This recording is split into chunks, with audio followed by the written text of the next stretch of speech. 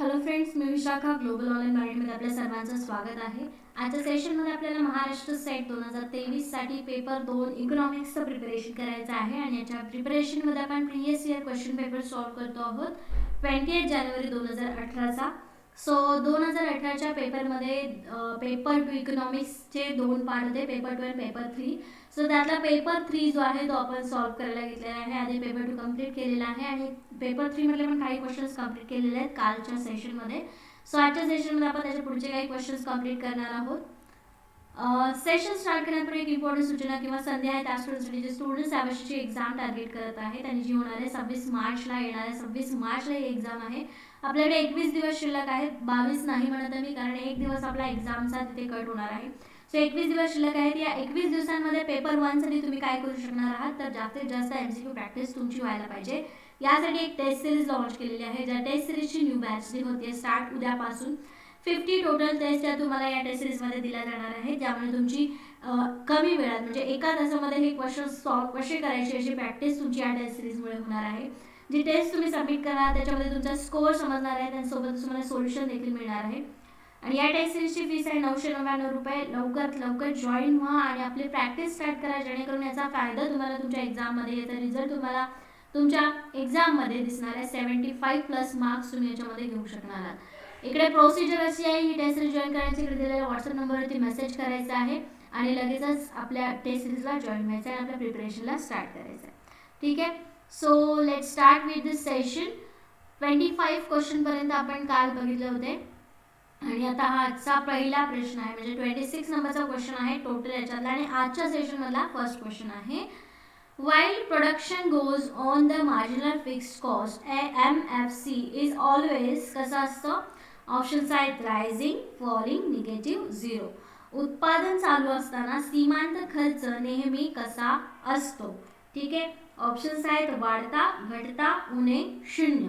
आणि याचं correct answer आहे ऑप्शन डी, झिरो. ठीक आहे. कसं असतं, सीमांत खर्च कसा येतो, झिरो येतो, कारण उत्पादन चालू आहे. मग शेवटच्या नगाला म्हणजे एक्स्ट्रा खर्च येणार आहे का त्याला, नाही. जेवढा कंटिन्यू तुम्ही ठरवले 100 युनिटचं जर प्रोडक्शन तुम्हाला करायचं आहे चालू उत्पादन असताना असं विचारलंय. ठीक आहे.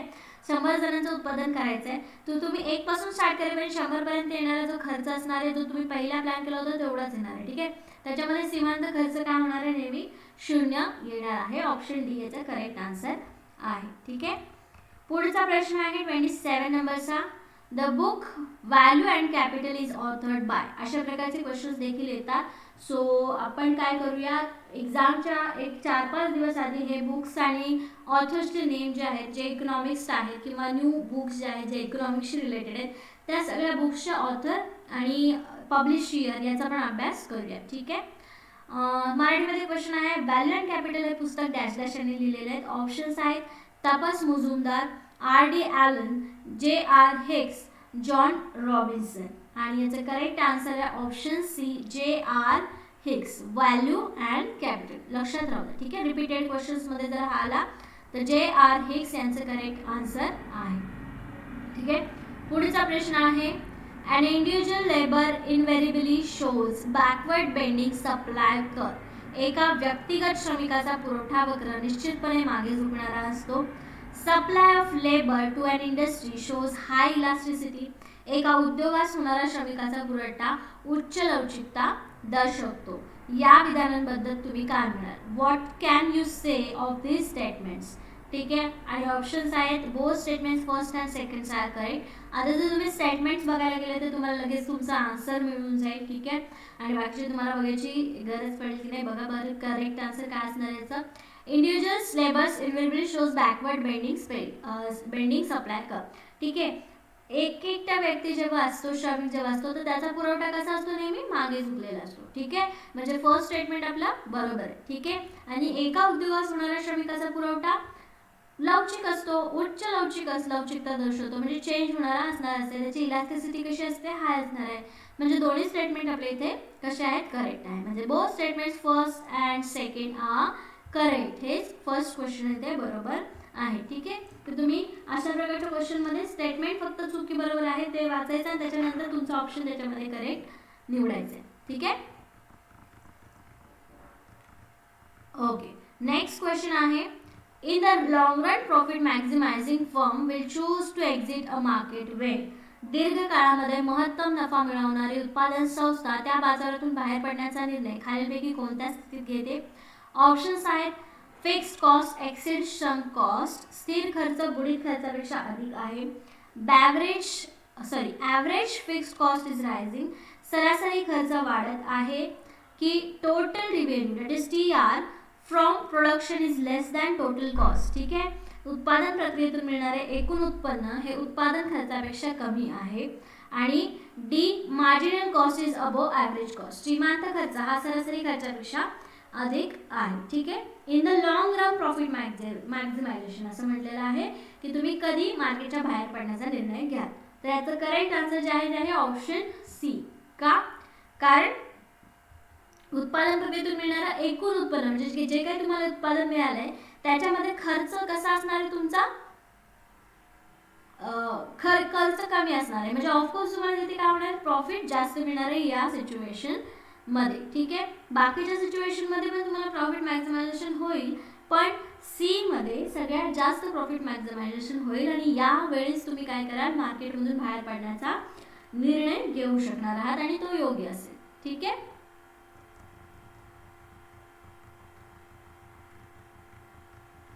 ओके. पुढचा प्रश्न आहे demand for factors of production is, उत्पादन घटकांची मागणी ही डॅश डॅश असते. कशी असते? ऑप्शन्स आहेत direct demand, joint demand, cross demand, net demand. ठीक आहे, प्रेरित मागणी असते, संयुक्त मागणी असते, ढोबळ मागणी असते की निव्वळ मागणी असते.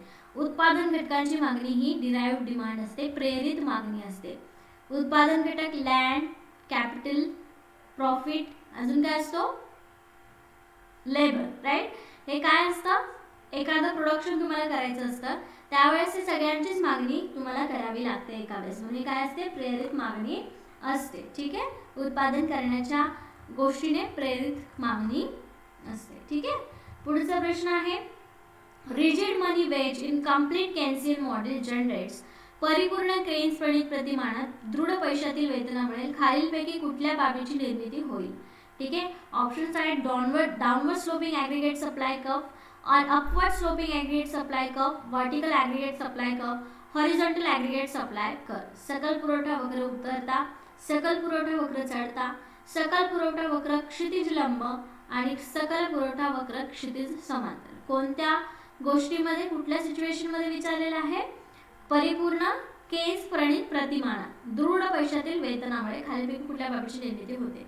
सकल पुरवठा वक्र चढता. ठीक आहे, पैसे वाढले की पुरवठा सुद्धा वाढतो. म्हणजे काय, सॅलरीमध्ये वाढ झाली की पुरवठा म्हणजे काम करणाऱ्या लोकांची पण क्षमता म्हणजे लोक देखील तिथे वाढतात. ठीक आहे, ॲग्रीगेट स्लोप सप्लाय कर्व कसा असतो, अपवर्ड स्लोपिंग असतो, वाढता असतो. ठीक आहे, ओके. नेक्स्ट क्वेश्चन आहे choose the right answer from the option A and D given below.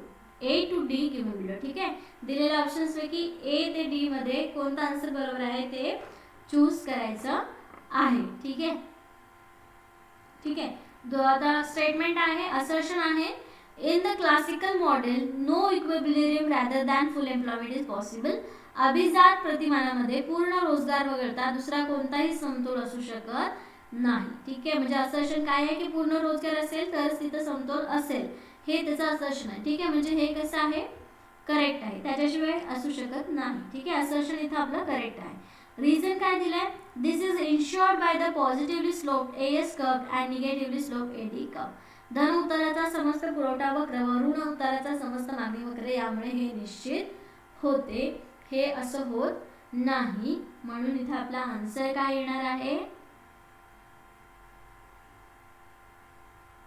हे चुकीचं आहे. रिझनिंग त्याचं काय आहे, चुकीचं आहे. रिझन कारण काय आहे, चुकीचं आहे.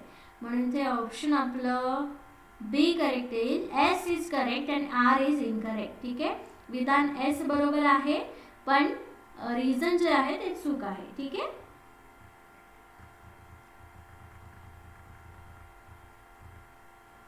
ओके. पुढचा प्रश्न आहे in Mundell Fleming open economy model if exchange rate is flexible then fiscal policy is failure because Mundell Fleming खुल्या अर्थव्यवस्था प्रतिमानात विनिमय दर बदलता असल्यास राजकोषीय धोरण निष्प्रभ होते. याचे कारण ऑप्शन्स आहेत balance of payment is in deficit, currency of depreciate and net export to go. ठीक आहे.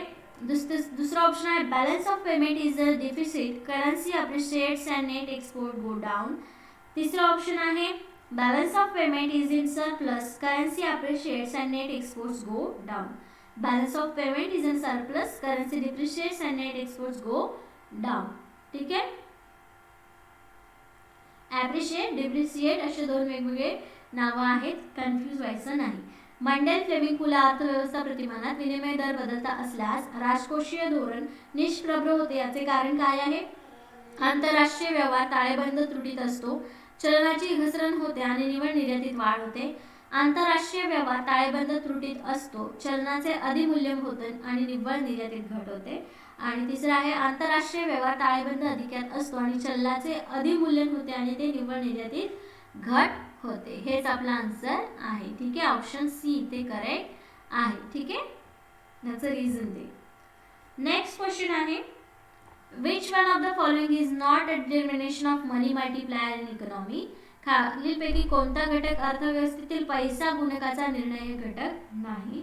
ऑप्शन्स आहेत करन्सी टू डिपॉझिट रेशिओ, चलनाचे ठेवीशी असलेले प्रमाण, एक्सेस रिझर्व्ह रेशिओ अधिक राखीव प्रमाण, रिक्वायर्ड कॅश रिझर्व्ह रेशिओ आवश्यक रोख राखीव प्रमाण, कन्झम्पशन ऑफ करन्सी रेशिओ उपभोगाचे चलनाचे असलेले प्रमाण. आणि याचं करेक्ट आन्सर आहे option D consumption and currency ratio. Consumption to currency ratio उपभोगाचे चलनाचे असलेले प्रमाण हा गुणकाचा पैसा गुणकाचा निर्णायक घटक नाही. ठीक आहे. म्हणून ऑप्शन डी ते करेक्ट आहे.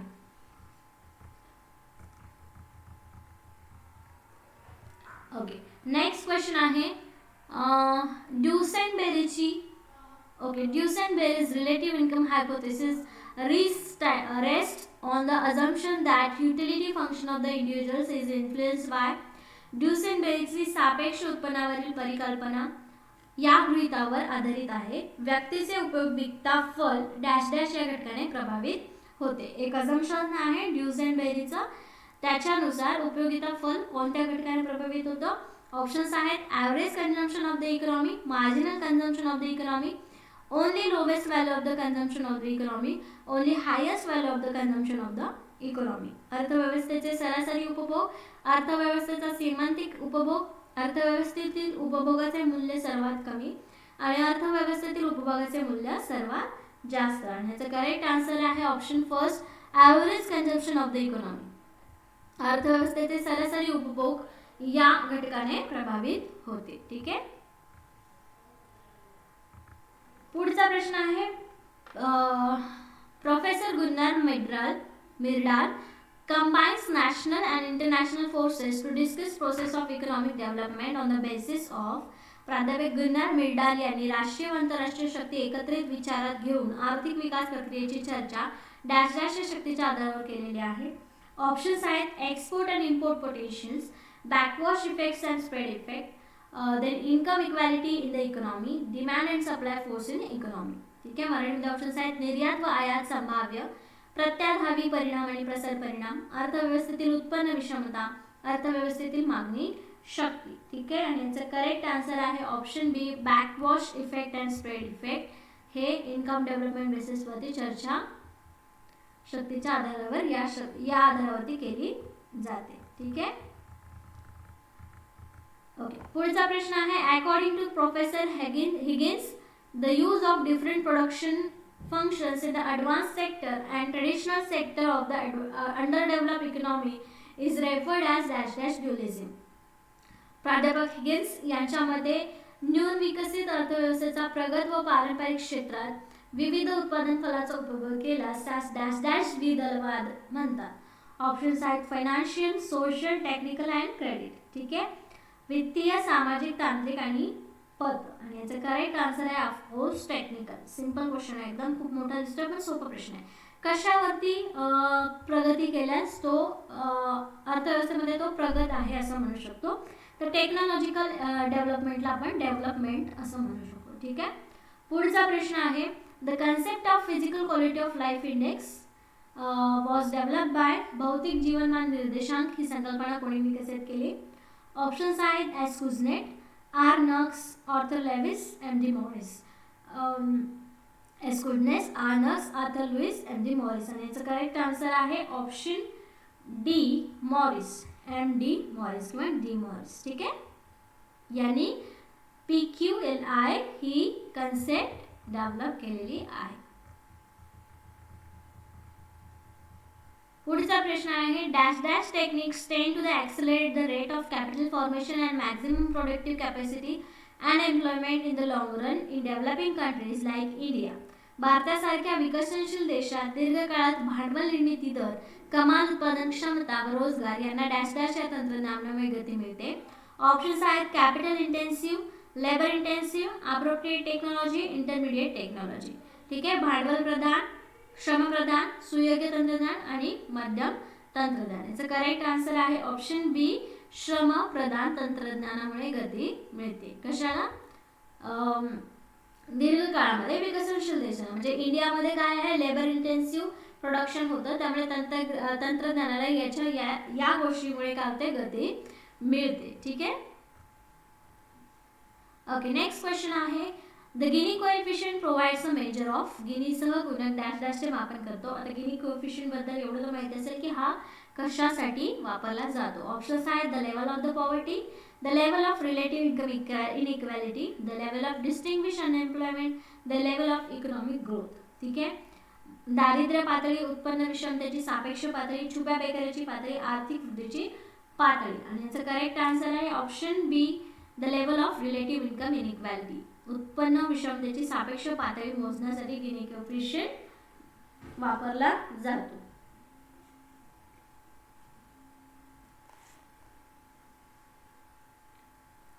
ठीक आहे, पुढचा प्रश्न बघूया. The tax buoyancy is measured as a ratio of. कराची उद्भरणशीलता डॅश डॅश गुणोत्तराद्वारे मोजली जाते. ऑप्शन्स आहेत growth in a tax revenue to the growth in GDP, growth in a non tax revenue to the growth of the gross tax revenue, growth in a revenue to growth in a total expenditure, growth in a total expenditure to the growth in a GDP. ठीक आहे, कर महसूल वाढीचे सकल अंतर्गत उत्पादनाशी गुणोत्तर, करेतर महसूल वाढीचे एकूण कर महसूल वाढीशी गुणोत्तर, कर महसूल वाढीचे एकूण खर्च वाढीशी गुणोत्तर, एकूण खर्च वाढीचे सकल अंतर्गत उत्पादनातील वाढीशी गुणोत्तर. आणि याचं करेक्ट आन्सर आहे ऑप्शन फर्स्ट. कोणाच्या गुणोत्तराद्वारे मोजली जाते? बायसी, टॅक्स बायसी. तर ग्रोथ इन टॅक्स रिव्हेन्यू म्हणजे टॅक्समध्ये कर महसूल जो आहे किती वाढलेला आहे त्याचं गुणोत्तर कशाशी? GDPशी. ठीक आहे, याच्याद्वारे तो मोजला जातो. ठीक आहे, पुढचा प्रश्न आहे shifting of taxes in case of dash dash taxes. कर संक्रमण हे डॅश डॅश या प्रकारच्या करामध्ये दिसून येते. ऑप्शन्स आहेत direct, indirect, international and local. ठीक आहे, प्रत्यक्ष कर, अप्रत्यक्ष कर, आंतरराष्ट्रीय कर आणि स्थानिक कर. सो याचा करेक्ट आन्सर आहे ऑप्शन बी इनडायरेक्ट टॅक्सेस. इनडायरेक्ट टॅक्सेस म्हणजे एखाद्या वस्तूवरती जो टॅक्स लावला जातो आणि त्याचा कर भार, म्हणजे ग्राहक एखादी वस्तू खरेदी करतो तर जो विक्रेता आहे तो त्याचा कर तो आपल्या ह्याच्यावरती कस्टमरवरती तो टाकत असतो. म्हणजे हा इनडायरेक्ट टॅक्स जो आहे तो कसा होतो? शिफ्ट होतो. ठीक आहे, म्हणून तर आन्सर बी करेक्ट आहे. पुढचा प्रश्न आहे the concept of zero base budget was first used in. शून्य आधारित अंदाजपत्रकाची संकल्पना प्रथमतः डॅश डॅश या देशाने वापरलेली आहे. ऑप्शन्स आहेत अमेरिका, ऑस्ट्रेलिया, जर्मनी, फ्रान्स. आणि याचे करेक्ट आन्सर आहे ऑप्शन ए अमेरिका. कोणी वापरलेलं आहे? पहिलं झिरो बेस बजेट अमेरिकेने वापरलेलं आहे. ठीक आहे, पुढचा प्रश्न आहे the fiscal deficit is not finance through. राजकोषीय तुटीचे वित्त व्यवस्था डॅश डॅश मार्फत केले जात नाही. Option proceeds from state provident fund, treasury bills, dated securities, debt raise under market stabilisation scheme. राज्य भविष्य निर्वाह निधीमधील प्राप्ती, राजकोषीय प्रपत्र, दिनांकित प्रपत्र, त्याच्यानंतर बाजार स्थिरीकरण योजनेअंतर्गत उभारलेले कर्ज. तर कशामार्फत केलं जात नाही?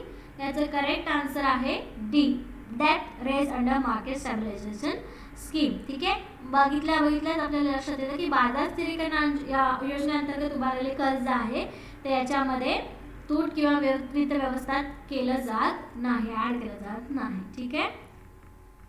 नेक्स्ट क्वेश्चन आहे the process collected under article 271 of the constitution are retained by. राज्य घटनेच्या कलम 271 अन्वये मिळणारी संकलित प्राप्ती डॅश डॅश स्वतःकडे बाळगतात. ही जी राज्यामध्ये गळ केलेला जो पैसा आहे तो कोणाकडे राहतो? घटनेच्या कलम 271 नुसार. आणि याचं ऑप्शन्स आहेत state governments, union government, urban local bodies, rural local bodies. ठीक आहे. राज्य सरकारे, केंद्र सरकार, स्थानिक नागरी स्थानिक स्वराज्य संस्था, ग्रामीण स्थानिक स्वराज्य संस्था. आणि याचं करेक्ट आन्सर आहे ऑप्शन बी युनियन गव्हर्नमेंट. केंद्र सरकारकडे ही प्राप्ती ठेवली जाते. ठीक आहे.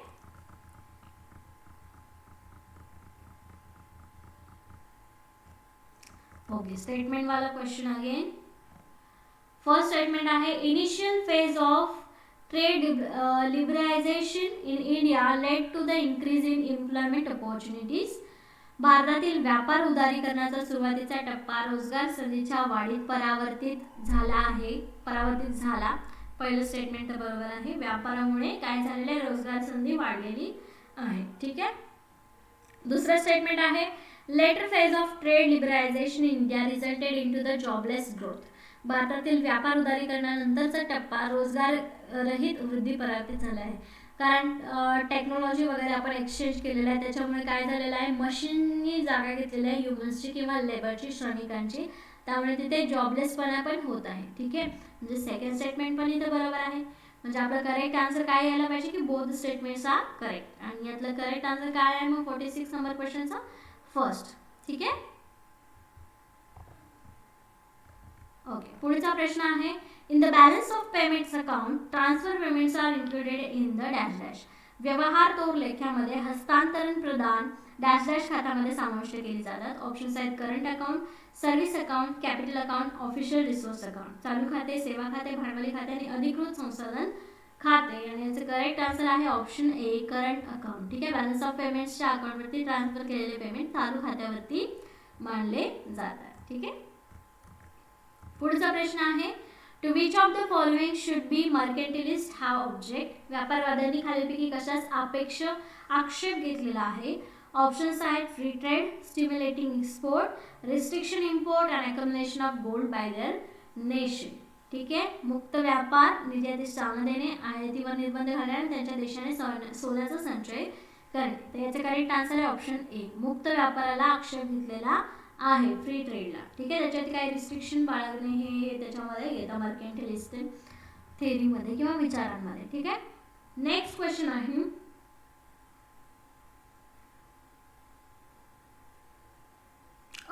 International trade allows certain of the integrated market. आंतरराष्ट्रीय व्यापार एक संघ बाजाराची निर्मिती पुरस्कृत करतो. बरोबर आहे. एका ठिकाणी सगळेजण मार्केटमध्ये वस्तू आणतात, म्हणजे हे स्टेटमेंट बरोबर आहे. सेकंड आहे the international market which emerges as a result of international trade distorts competition. आंतरराष्ट्रीय व्यापारातून उद्भवणाऱ्या आंतरराष्ट्रीय बाजारामुळे स्पर्धेचा विपर्यास होतो. हे बरोबर आहे का? आंतरराष्ट्रीय स्पर्धा तर आणखीन जास्त होते, राईट. म्हणजे हे स्टेटमेंट सेकंड कसं आहे? चुकीचं आहे. मग याचं करेक्ट आन्सर काय यायला पाहिजे? The statement first is right and second is wrong किंवा फॉल्स. ठीक आहे. मग याच्यामध्ये statement first is true but the statement म्हणजे एच आन्सर याचं पण काय येणार आहे? करेक्ट येणार आहे. ठीक आहे. विधान फर्स्ट सत्य आहे पण सेकंड असत्य आहे. ओके, आणखी एक क्वेश्चन. Dumping occurs when. जेव्हा डॅश डॅश तेव्हा अवपुंजन होते. कधी होतो? ऑप्शन्स आहेत firm changes higher price on export than it charges domestically. Firm charges lower price domestically than it charges for export. Firm charges lower price on export that is charges domestically. Firm charges different price on export in a different countries. उद्योग संस्था देशात आकारलेल्या किमतीपेक्षा अधिक निर्यात किंमत आकारते. उद्योग संस्था निर्यात किमतीपेक्षा देशांतर्गत किमती कमी आकारते. उद्योग संस्था देशांतर्गत किमतीपेक्षा अधिक निर्यात किंमत आकारते.